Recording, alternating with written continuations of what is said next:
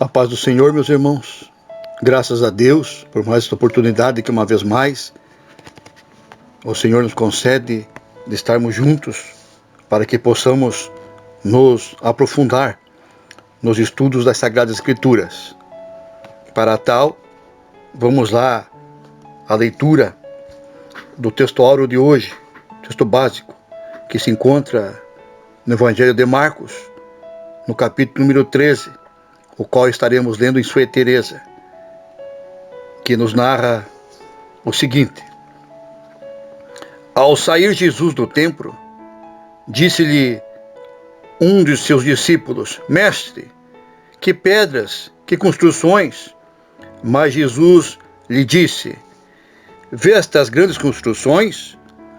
Não ficará pedra sobre pedra, que não seja derribada. No Monte das Oliveiras, defronte do templo, achava-se Jesus assentado, quando Pedro, Tiago, João e André lhe perguntaram em particular: Dize-nos, quando sucederão estas coisas? E que sinal haverá quando todas elas estiverem para cumprir-se? Então Jesus passou a dizer-lhes: Vede que ninguém vos engane.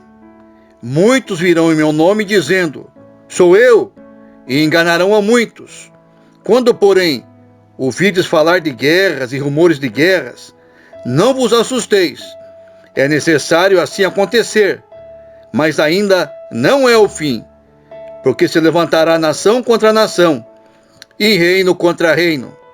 Haverá terremotos em vários lugares, e também fomes. Estas coisas são o princípio das dores.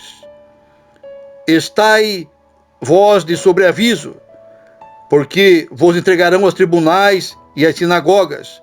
Sereis açoitados, e vos farão comparecer à presença de governadores e reis, por minha causa, para lhes servir de testemunho. Mas é necessário que primeiro o Evangelho seja pregado a todas as nações.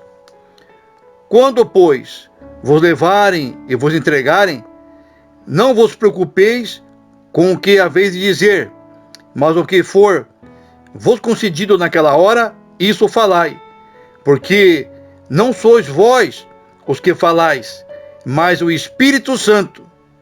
Um irmão entregará à morte outro irmão, e o pai ao filho.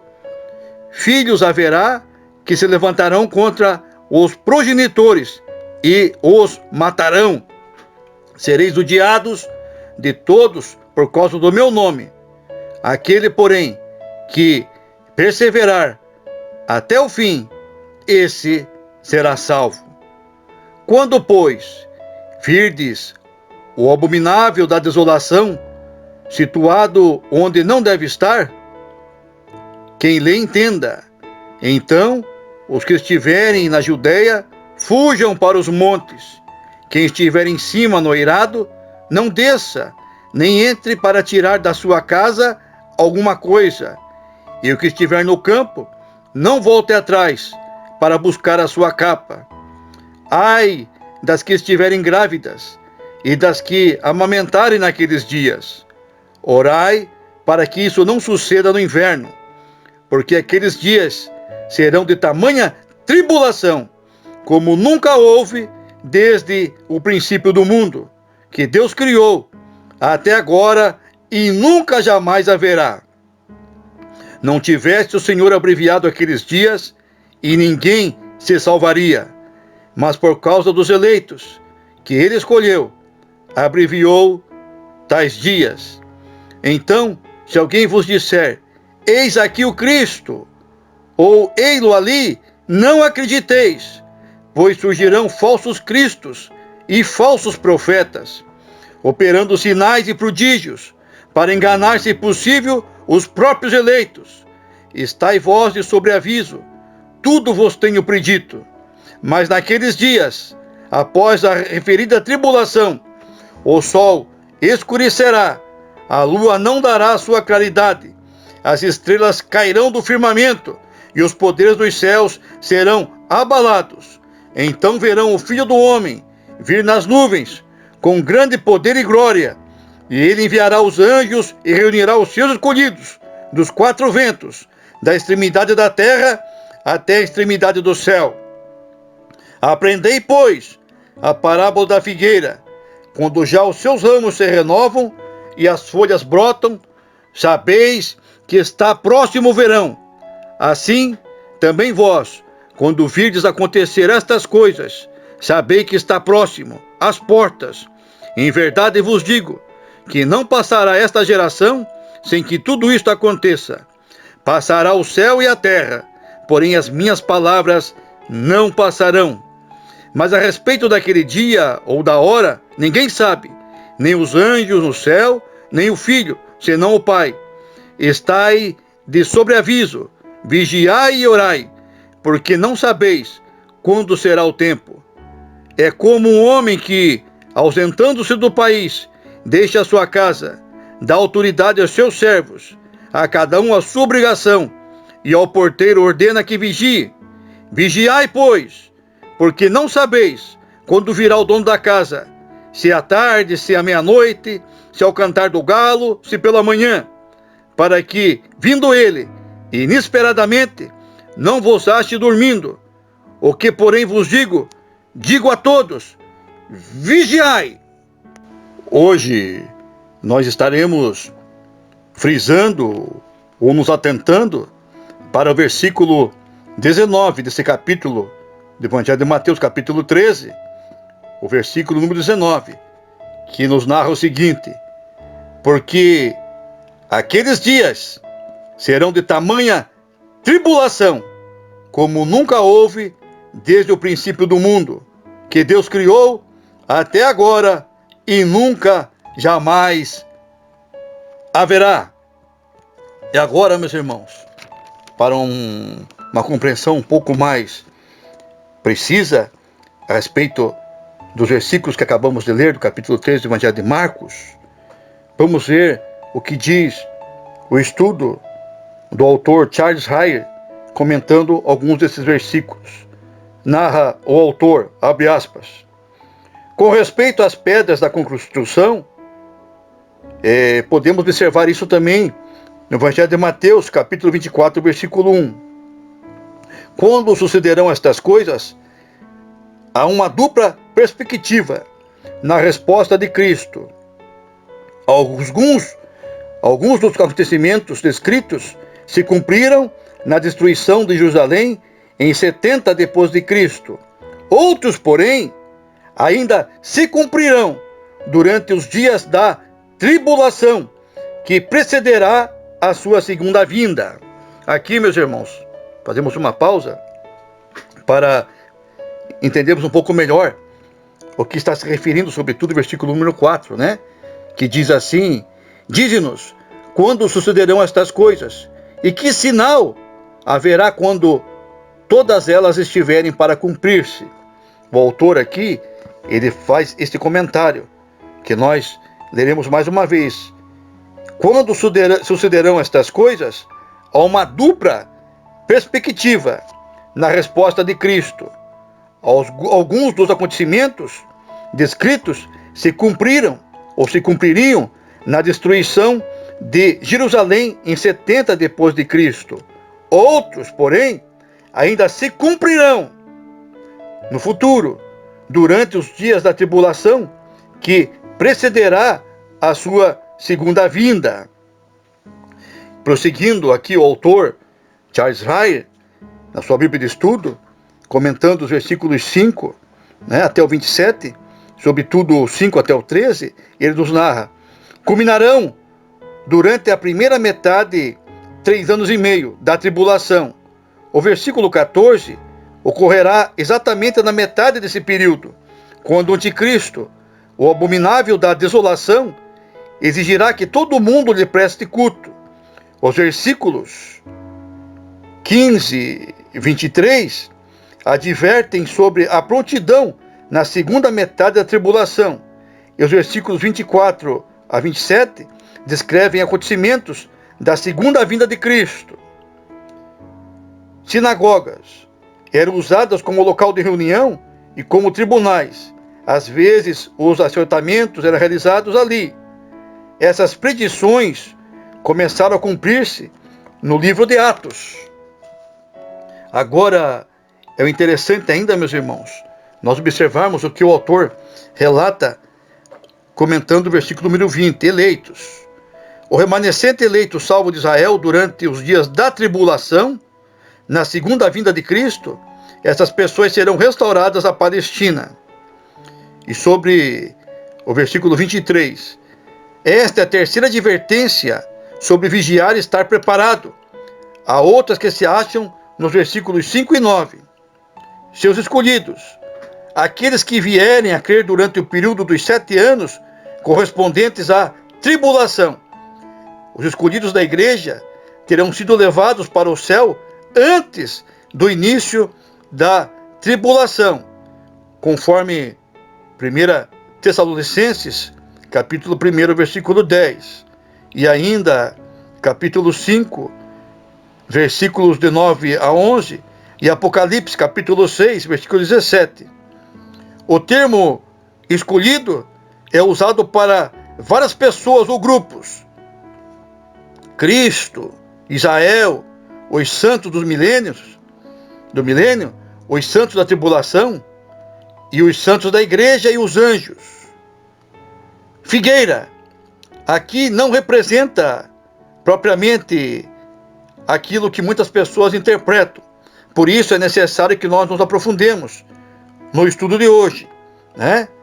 Porque, segundo o autor, não representa apenas Israel, como é o caso no versículo 11 e 14, no capítulo 11, versículo 14, mas todos os sinais da segunda vinda de Cristo, descritos nos versículos 14 a 23.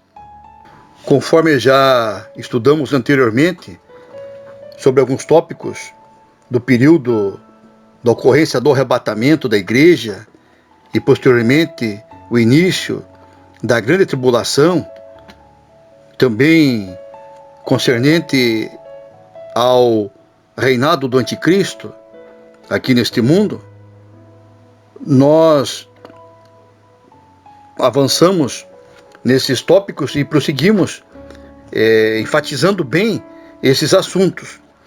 E agora nós não vamos nos ater mais de maneira abrangente nesses tópicos os quais já foram vistos, né? Inclusive estão aí disponíveis no canal da igreja, né? No YouTube. Quem quiser se rever, por favor, assista aí algumas dessas mensagens ou desses estudos. O interessante para nós hoje, meus irmãos, é observarmos que a igreja ela está aguardando o retorno de Cristo na ocorrência do quê? Do arrebatamento, né? Do arrebatamento. E o que é o arrebatamento? De maneira sucinta e breve, nós estaremos então verificando e também narrando o que nos diz o livro Uma Visão Geral da Profecia Bíblica, a Cronologia do Fim dos Tempos, do Dr. Ron Rhodes, obra publicada no ano de 2016 pela Chamada. Na sua página 55, observamos o seguinte: fala o autor Ron Rhodes: o arrebatamento. A igreja é arrebatada.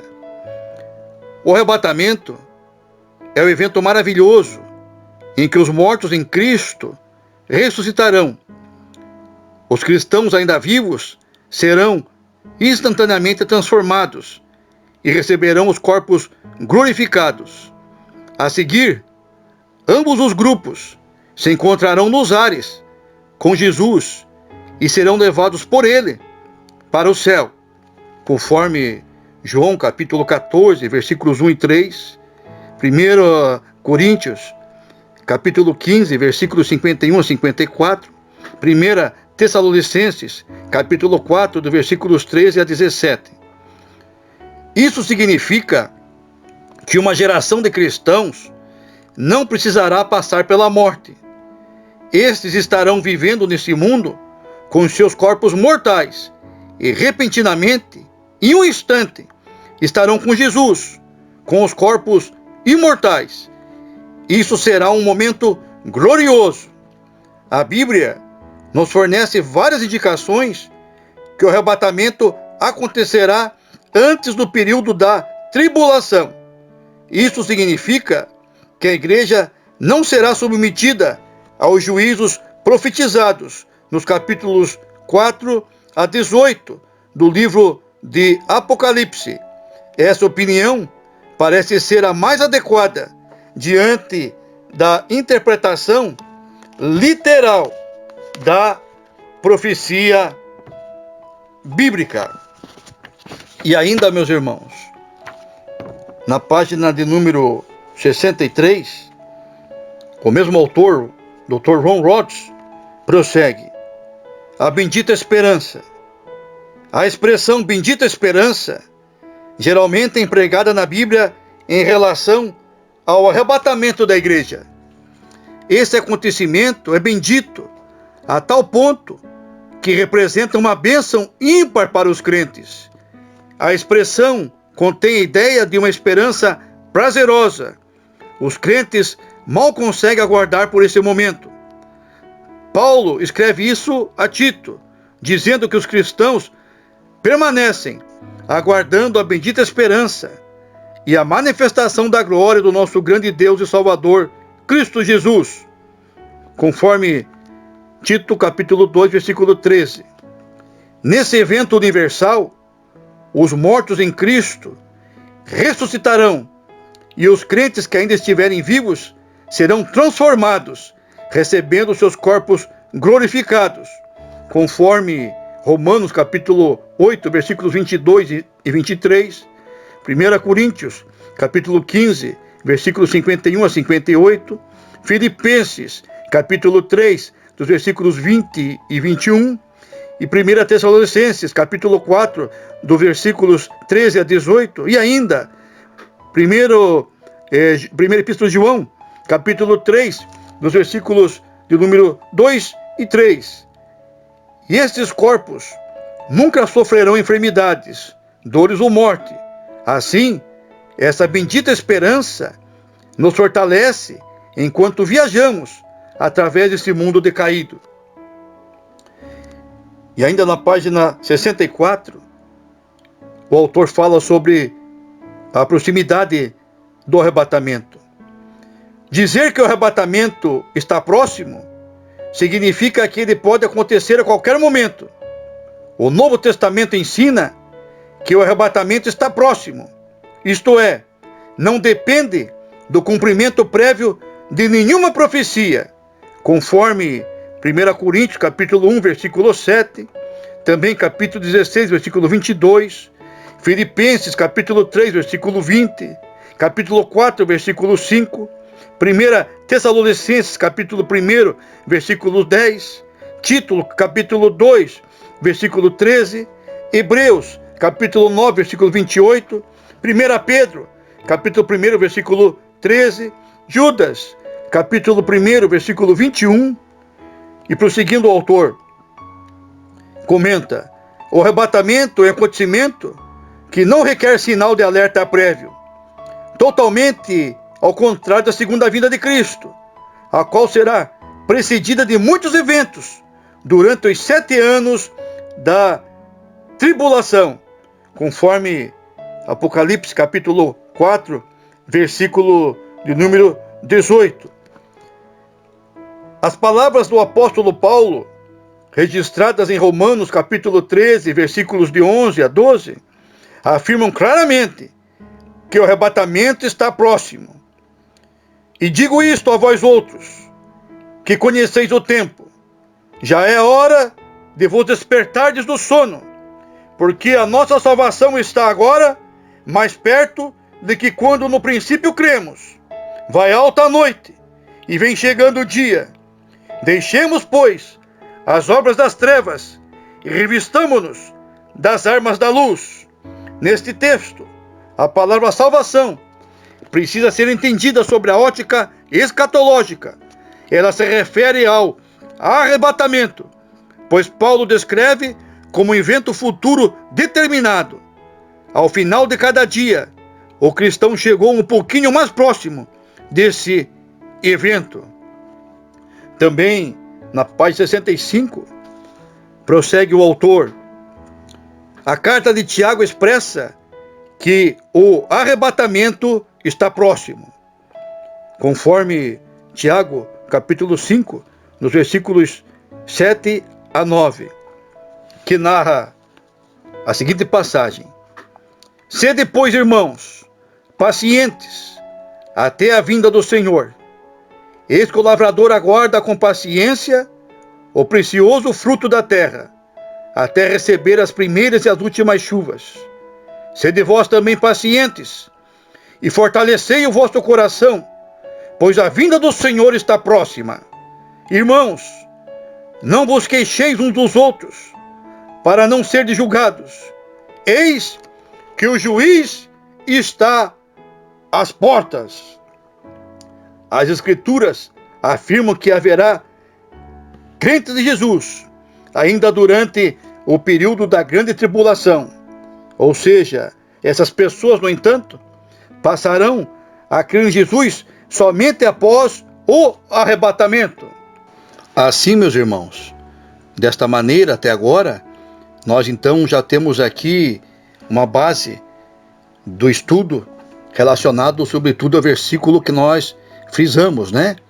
Que nos narra, no versículo 19, que durante o período da tribulação haverá um tempo terrível, como nunca houve e nunca mais haverá. E isso nos remete a algo que nós vimos até esse instante, o que é que para a ocorrência do arrebatamento não falta nenhum sinal pode ser evidenciado para a ocorrência, para o evento do arrebatamento da igreja. Então a igreja será arrebatada. E logo a seguir, após o arrebatamento, o que acontecerá? O reinado do anticristo.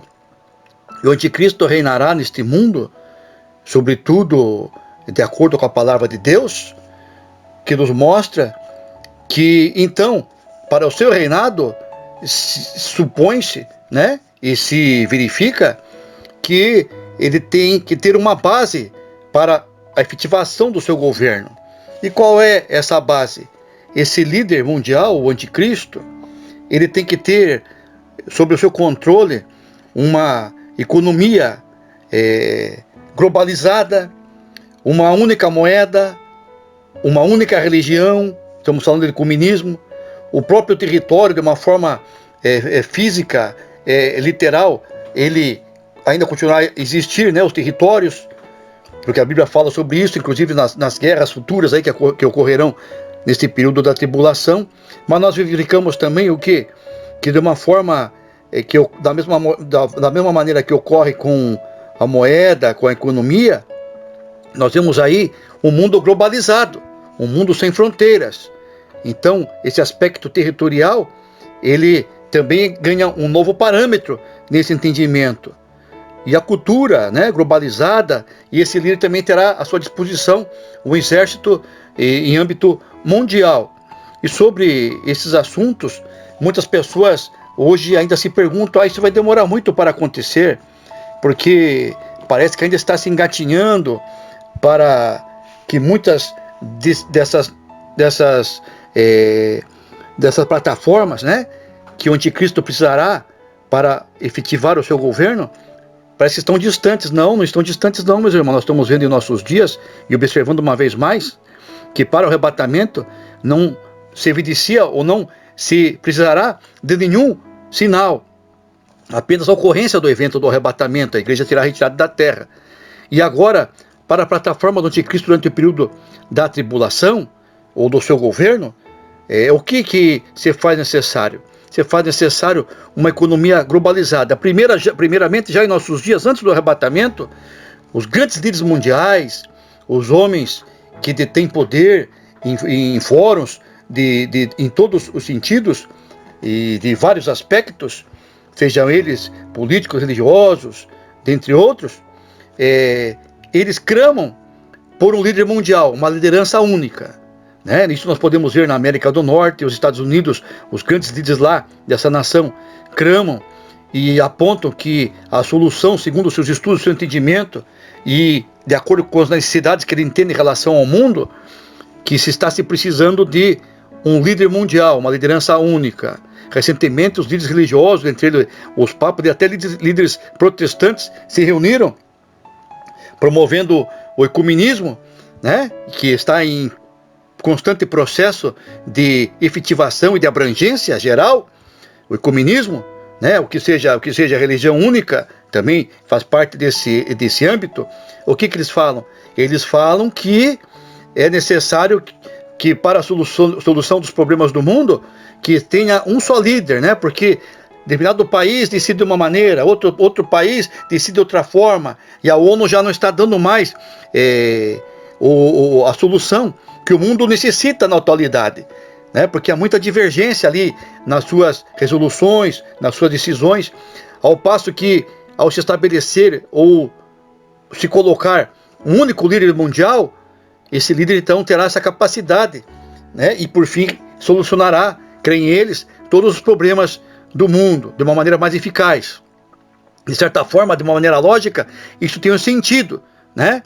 De maneira racional, isso tem um sentido, mas nós temos que observar ainda, verificar o que a Bíblia nos diz. A Bíblia nos diz e nos informa que o mundo caminharia para isso, né? A apostasia religiosa em nossos dias, não é isso que nós vimos no texto que acabamos de ler? Apostasia religiosa em nossos dias, que aponta o quê? Para o ecumenismo, para a unificação religiosa, a economia globalizada.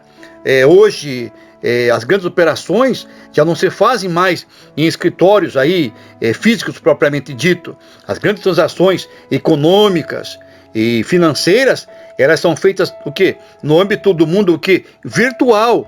Então, meus irmãos, basta nós abrirmos os olhos e termos entendimento e compreensão de que a plataforma para esse líder mundial, que possivelmente, ou com certeza, é o anticristo, segundo a palavra de Deus, que governará o mundo após o período do evento do arrebatamento, iniciando o período da tribulação, já é uma realidade em nossos dias. Está aí a inteligência artificial, né? Então, as grandes operações, os grandes negócios, eles são efetivados, são realizados de maneira o quê? De maneira virtual.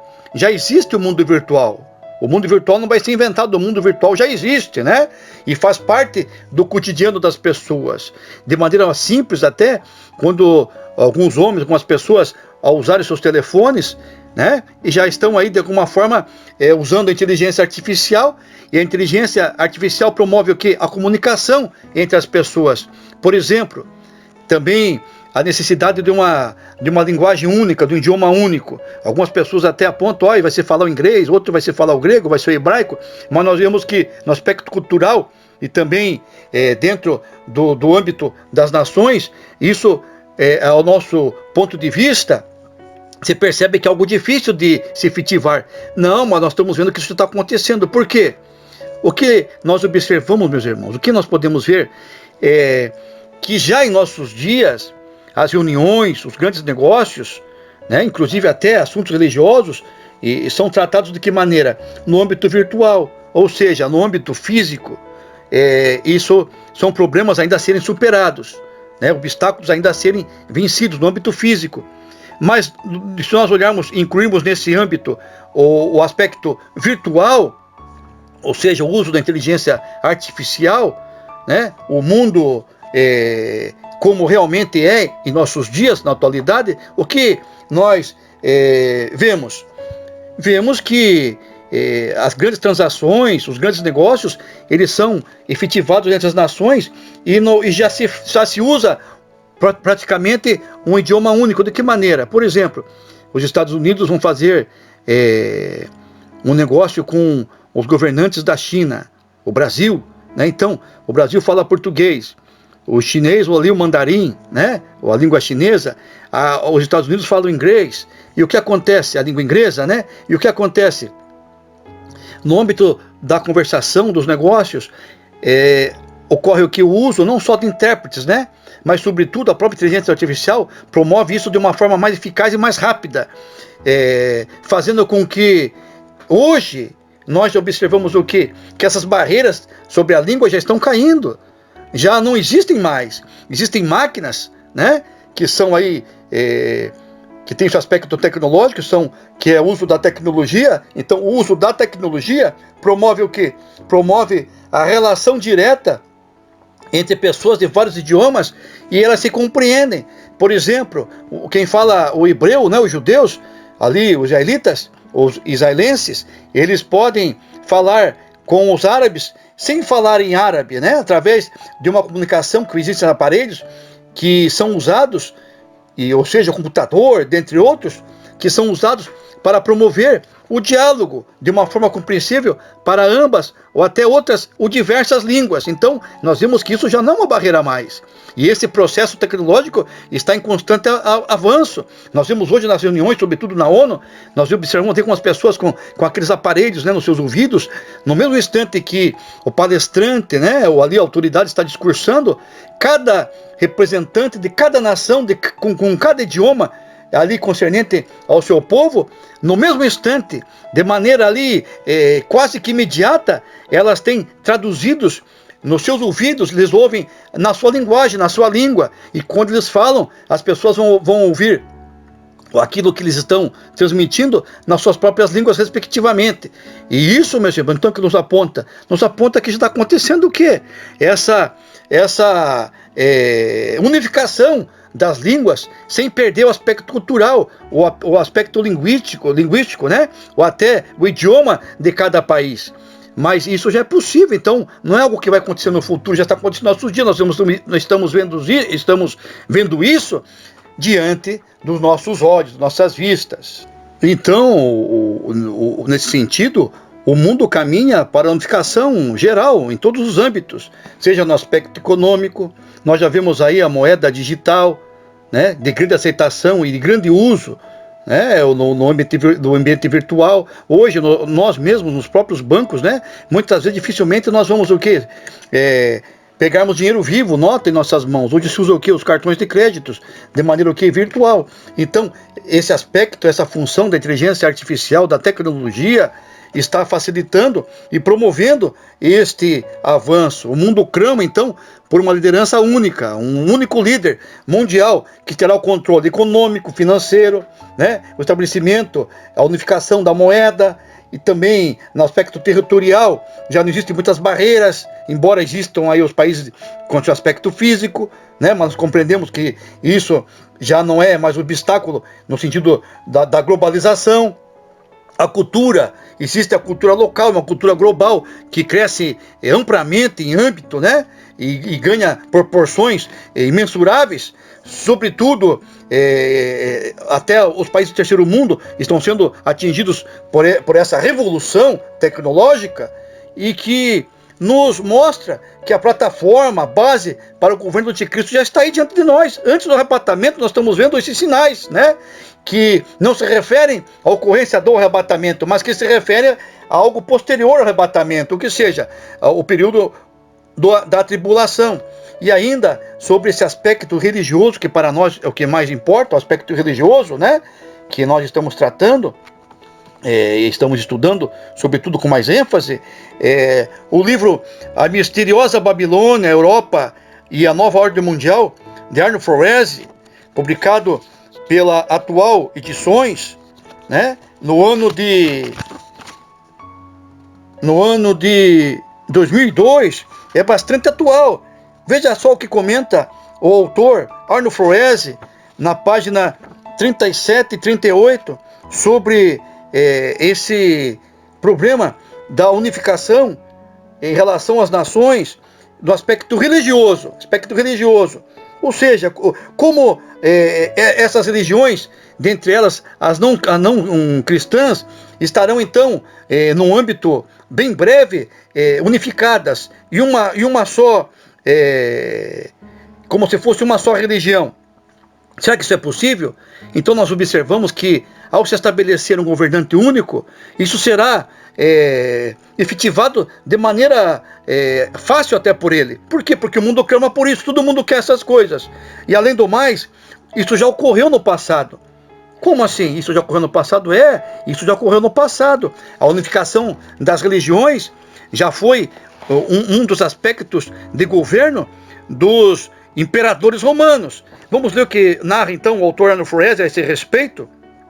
Diz assim, na página 37 e 38. Olha só o que comenta esse autor, abre aspas. Esse tipo de patrocínio era típico do espírito de Roma em tempos passados. Lá o lema era: cada um pode servir ao seu próprio Deus, mas sempre em nome de César. Olha que interessante, sempre em nome de quem? De César, não de Deus, mas de César, não de Jesus, mas de César. Viram aí? Cada um pode ter sua própria religião, servir ao seu próprio Deus, mas sempre em nome de César. Mas vamos lá, prossegue o autor. Sem restrições, por causa de sua religião, atualmente todos os povos, todos podem servir ao seu próprio Deus. Usam-se denominações diferentes para as respectivas divindades, mas busca-se o que é comum a todas as religiões. Compreenderam, meus irmãos? Então, aqui fica de maneira bem evidenciada esta compreensão no aspecto religioso, que não apenas o ecumenismo está avançando, mas já está se efetivando nas diversas religiões. Isso é uma característica, isso é um sinal marcante, patente, que aponta para a plataforma do governo do anticristo. Assim, nós observamos que os sinais nos mostram que a plataforma, a base principal para o governo do anticristo já está aí toda pronta, toda preparada, né? E, no entanto, o arrebatamento pode acontecer a qualquer momento e não necessita da ocorrência desses sinais. O arrebatamento da igreja é iminente. É isso que nós aprendemos, é isso que nós cremos. Mas, em relacionado aos eventos do fim, verificamos então ainda que o reinado do anticristo também está próximo. Assim como o arrebatamento está próximo, o período da grande tribulação que sucede ao arrebatamento está próximo. E a sua base já está toda montada, a sua plataforma está pronta. Tudo está preparado para o reinado do grande líder mundial que o mundo anseia, que o mundo espera. E não é Cristo que o mundo espera. O mundo espera uma liderança que venha cumprir os propósitos dos corações humanos. E os homens desta terra, deste mundo, que não creem em Deus, eles não creem em Jesus, e eles aguardam que um grande líder mundial, os quais eles pensam que será Cristo, mas na verdade será o quê? O anticristo. Então ocorrerá o arrebatamento, e a seguir terá início o governo do anticristo, com toda essa plataforma dando suporte para a efetivação, para a realização, para o cumprimento do seu governo, com a permissão de Deus. E assim, meus irmãos, nós vemos aqui no capítulo 13 do Evangelho de Marcos, no versículo 19, a palavra, ou versículo, que é a base do nosso estudo, que fala assim: porque aqueles dias serão de tamanha tribulação como nunca houve desde o princípio do mundo, que Deus criou até agora, e nunca jamais haverá. O final dos tempos nos mostra que haverá um período em que ocorrerá a grande tribulação, que é um período terrível, como nunca houve e nunca haverá. E nós encontramos paralelo bíblico no livro de Daniel, capítulo 12, no seu versículo 1, que nos narra o que? Olha só o que nos diz a respeito da tribulação. Nesse tempo se levantará Miguel, o grande príncipe, o defensor dos filhos do teu povo. Agora, e haverá tempo de angústia, qual nunca houve, desde que houve nação até aquele tempo. Mas naquele tempo será salvo o teu povo, todo aquele que for achado inscrito no livro. Agora observemos aqui o que o Dr. Charles Ryer, ele comenta a respeito quando se fala nesse tempo. Diz aqui a sua nota de estudo: o tempo dos acontecimentos descritos nos versículos, no capítulo 11, versículos 36 a 45, falam sobre a grande tribulação. Miguel, há uma nota esclarecedora sobre o capítulo 10, versículo 13, qual nunca houve, conforme as palavras de Jesus, em Mateus 24, versículo 21. Vamos ler então o que nos diz o Evangelho de Mateus, capítulo 24, versículo 21, diz aqui: porque nesse tempo haverá, que tempo? O tempo do fim, o período da grande tribulação, após o arrebatamento da igreja. Vamos lá o que Jesus nos narra, capítulo 24 de Mateus, versículo 21. Porque nesse tempo haverá grande tribulação, como desde o princípio do mundo até agora não tem havido, e nem haverá jamais. Olhe só o que a palavra de Deus nos traz nesse dia, meus irmãos. No final dos tempos, ocorrerá um período da grande tribulação, que é um período terrível, como nunca houve e nunca haverá. Algumas pessoas seguem uma linha de pensamento que declara que nós já estamos vivendo o período da tribulação, inclusive da grande tribulação.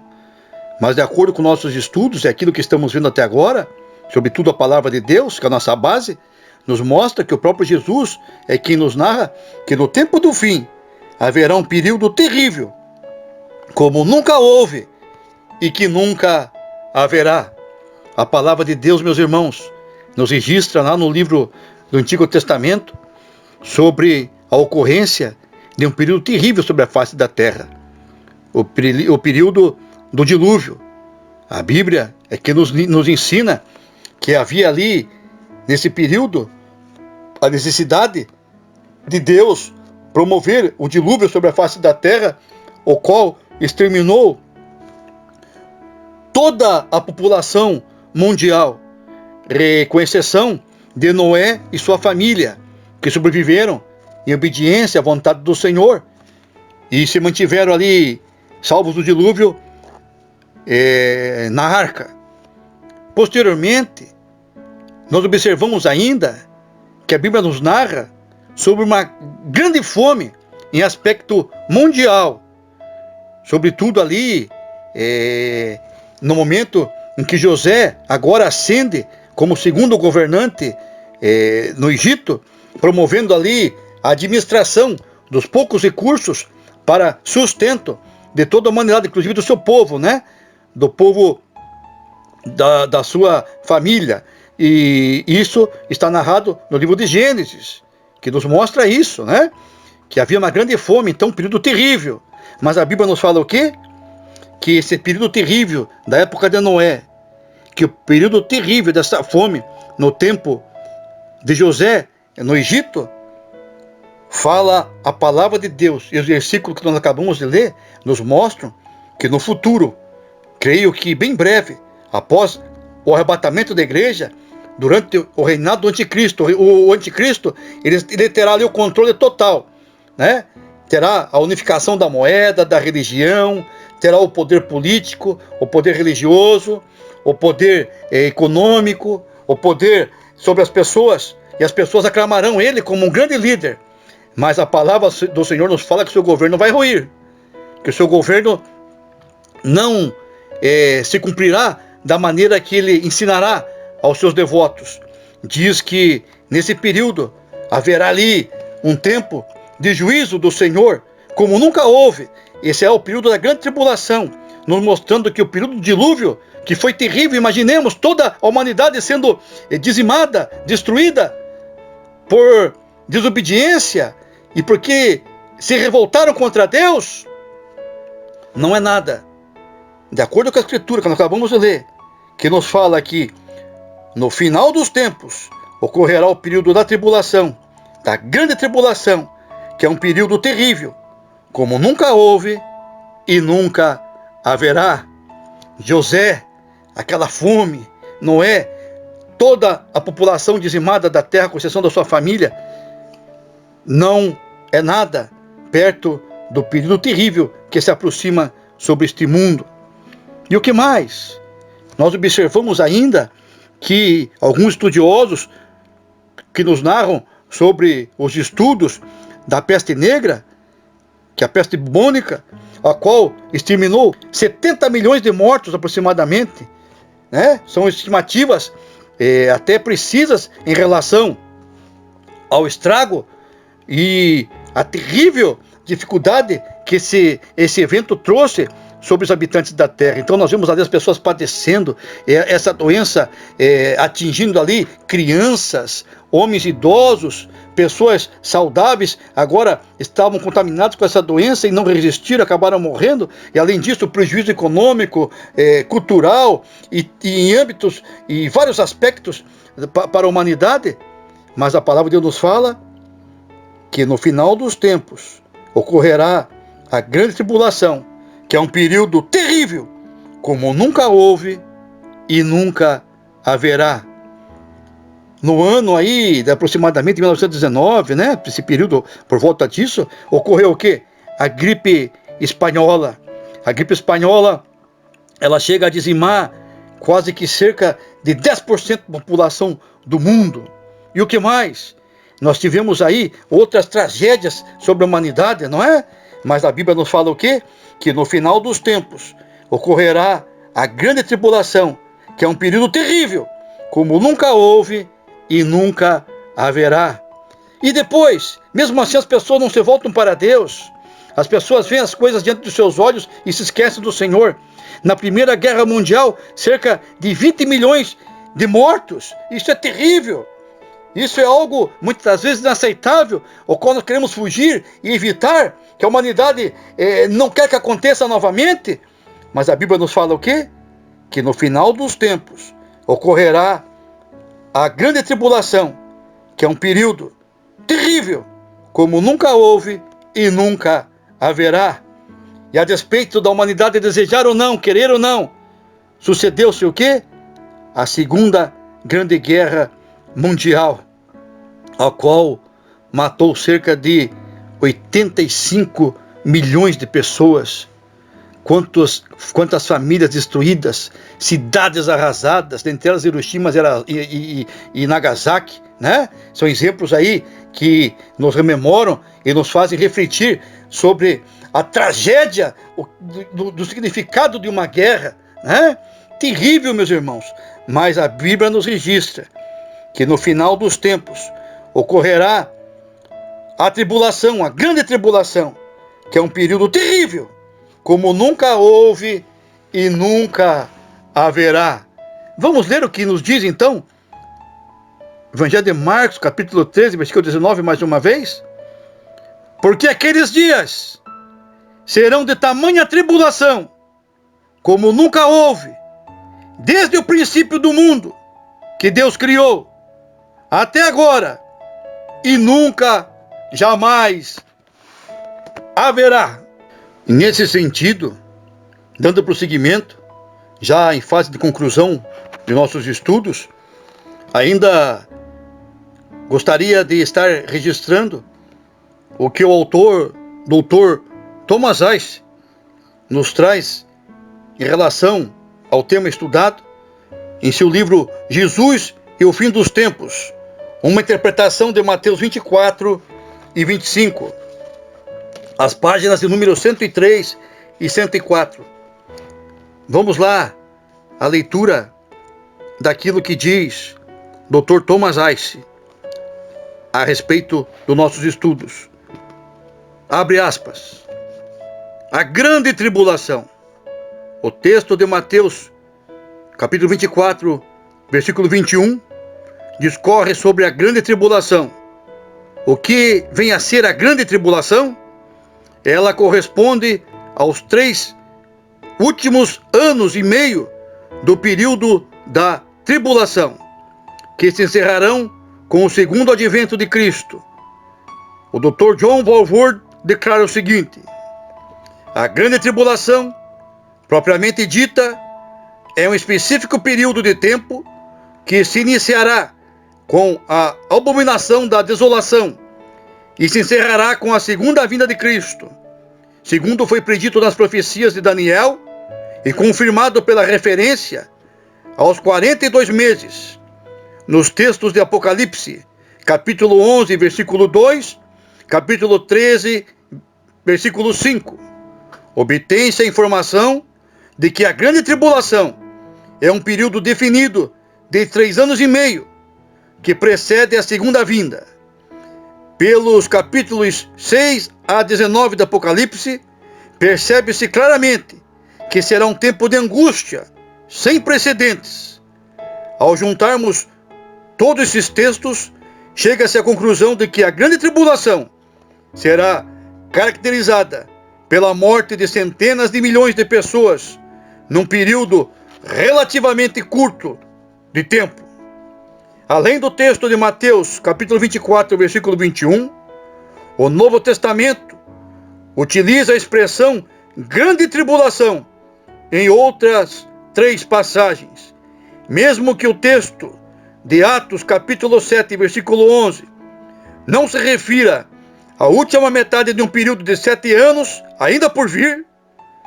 Estas outras 2 passagens se referem: eis que há prosto de cama, bem como em grande tribulação os que com ela adulteram, caso não se arrependam das obras que ela incita.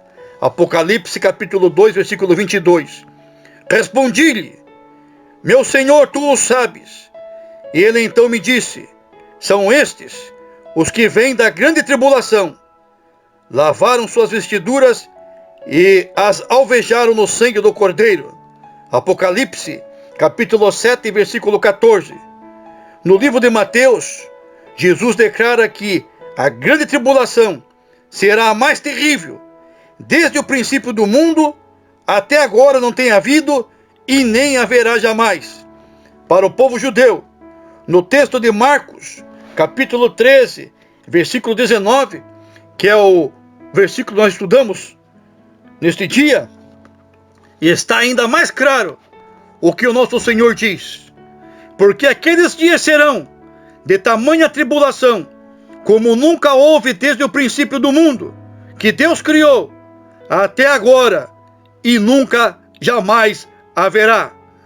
A frase, desde o princípio do mundo que Deus criou, não deixa a menor dúvida de que este período de tempo será a época de tribulação mais terrível para o povo judeu em toda a sua história. Dr. John MacArthur afirma: não houve nenhuma ocasião, nem acontecimento da história de Israel que encaixe com a descrição que Jesus faz desse holocausto aqui no texto. O pavoroso momento é descrito com mais alguns detalhes em Apocalipse capítulo 6, versículos número 16, onde o juízo dos selos, das trombetas e das taças revelam a intensidade cada vez maior da ira de Deus contra a humanidade, rebelde e pecadora. Ambos os livros de Apocalipse e Daniel deixam claro que o anticristo tiranizará o mundo por um tempo, 2 tempos e metade de um tempo. Daniel capítulo 7, versículo 25, ainda Daniel capítulo 12, versículo 7 e Apocalipse capítulo 12, versículo 14, a saber, 1 ano, 2 anos e metade de 1 ano, ou seja, 3 anos e meio, conforme Apocalipse capítulo 11, versículo 2 e Apocalipse capítulo 13, versículo 5. Sem dúvida, os acontecimentos escritos pelo nosso Senhor, por Daniel e pelo apóstolo João devem se referir ao mesmo holocausto terrível previsto para ocorrer no fim dos tempos, um pouco antes que o reino milenar seja estabelecido na terra. Cristo, nitidamente, usa a linguagem do texto de Daniel 12, versículo 1, que diz: neste tempo haverá tempo de angústia, tribulação, qual nunca houve, desde que houve nação até aquele tempo. Mas naquele tempo será salvo o teu povo. O texto de Joel, capítulo 2, versículo 2, também emprega uma linguagem semelhante ao dizer: dia de escuridade e densas trevas, dia de nuvens e negridão, como a alva por sobre os montes, assim se difunde um grande e poderoso, qual desde o tempo antigo nunca houve, nem depois dele haverá pelos anos adiante, de geração em geração. Aqui eu abro um parênteses para enfatizar ainda que esse período de tribulação tem como propósito trabalhar nos corações ou no meio do povo judeu, para que agora deixe de lado o anticristo e se voltem para o verdadeiro Messias, o qual rejeitaram, que é Jesus. Pois ao final desse período terrível, como nunca houve,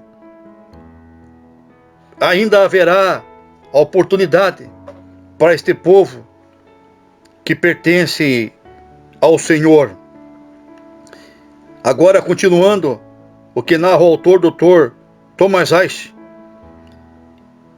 é importante ressaltar que em ambas as passagens o tempo de tribulação resulta em libertação, redenção para o povo judeu.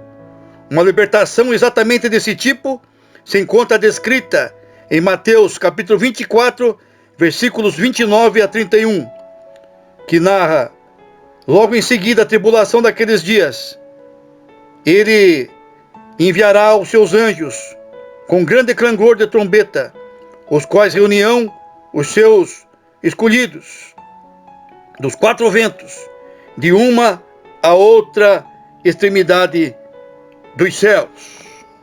Durante as tragédias desta terra, muitas pessoas perderam as suas vidas, e muitas delas partiram deste mundo sem Jesus. Mas a oportunidade para todos quantos desejarem está aí posta. Jesus, o Salvador do mundo, deseja salvar a todos. Por isso nos rendamos à sua majestade e o busquemos, e o aceitemos, e o adoremos, e o sirvamos enquanto podemos. E mais uma vez, vamos aqui ao que nos diz o Dr. Ron Rhodes sobre aquilo que eu e você cremos, que é na palavra do Senhor, na bendita esperança. Abre aspas. A expressão bendita esperança geralmente é empregada na Bíblia em relação ao arrebatamento da igreja. Esse acontecimento é bendito a tal ponto que representa uma bênção ímpar para os crentes. A expressão contém a ideia de uma esperança prazerosa. Os crentes mal conseguem aguardar por esse momento. Aleluia! Graças a Deus! Nós, Igreja do Senhor, estamos aguardando esse momento. Nós cremos na palavra de Deus e naquilo que Ele nos ensina e nos proporciona, que é a salvação através de Jesus Cristo, Filho amado. Durante as tribulações desta terra que o mundo passou e que apontam para um período que se aproxima, que será muito mais terrível, como nunca se viu e nunca se verá depois, ainda podemos desfrutar da misericórdia de Deus que quer nos alcançar. Por isso, se você ainda não aceitou Jesus, faça agora, pois essa é a hora, esse é o momento. Buscai-o enquanto está perto e enquanto você pode achar. Nas batalhas desta vida, meus irmãos, muitos dos nossos irmãos que creem em Jesus e por crer em Jesus foram covardemente atacados, perseguidos e assassinados. Muitos deles anônimos, dentre os quais há um breve relato de que ali no Coliseu, na Arena Romana, se encontrava uma família onde o patriarca pôde ver um a um dos seus membros da sua família sendo dilacerado pelas feras. O seu filhinho, depois mais um filho, depois a sua esposa, e por fim ele, já muito machucado e ferido, à beira da morte, ainda cantava um hino ao seu Deus. E as pessoas que estavam medrosas ao seu lado viram que ele ainda se encontrava são em sua mente, ou com sua mente sã, E nesse instante, eles perceberam que parecia que ele não temia aquele momento, aquela circunstância, e nem a morte. E as últimas palavras que alguns homens presenciaram, que saíram dos seus lábios, foram mais ou menos essas palavras: eu sei onde meus entes queridos estão. Eles já estão nos braços do meu Deus. Porque Jesus se fez maldito para que eu e todos quanto nele creem sejam benditos. Ele se fez filho do homem para que nós fôssemos filhos de Deus. Ele morreu para que nós tivéssemos vida. E porque ele ressuscitou, vencendo a morte, eu sei que aqueles que nele esperam também ressuscitarão no grande dia. Sim, meus irmãos, foi isso que este homem declarou antes da sua morte. E por fim,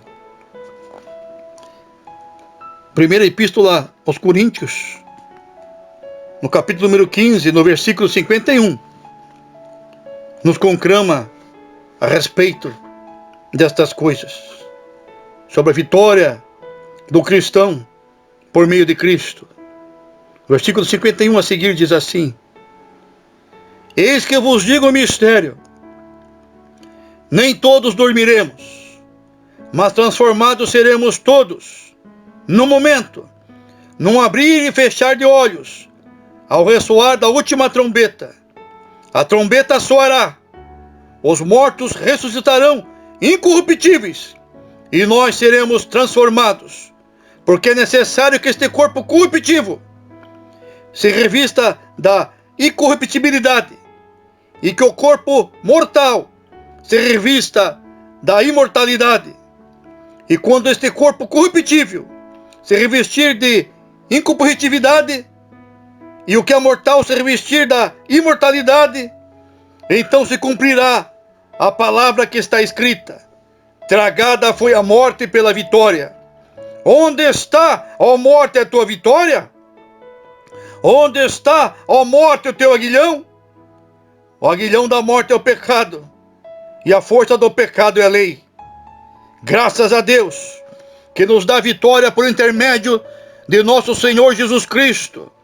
Porquanto, meus amados irmãos, sede firmes, inabaláveis, e sempre abundantes na obra do Senhor, sabendo que no Senhor o vosso trabalho não é vão. Graças a Deus. Toda honra, toda glória, todo louvor seja ao Deus de Abraão, Isaque e Jacó. Em nome de Jesus. Amém e graças a Deus.